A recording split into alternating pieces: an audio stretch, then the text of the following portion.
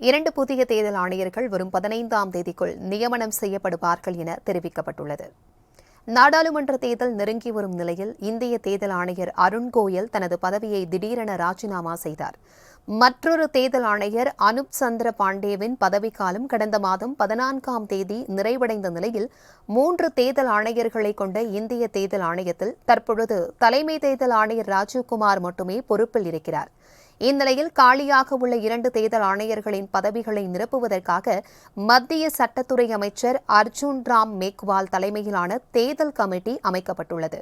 இந்த கமிட்டி சார்பில் தலா 5 பெயர்கள் கொண்ட 2 பட்டியல்கள் தயார் செய்யப்பட உள்ளன. அதனைத் தொடர்ந்து பிரதமர் நரேந்திர மோடி தலைமையிலான தேர்வுக்குழு இந்த பட்டியலில் இருந்து 2 பேரின் பெயர்களை தேர்வு செய்யும்.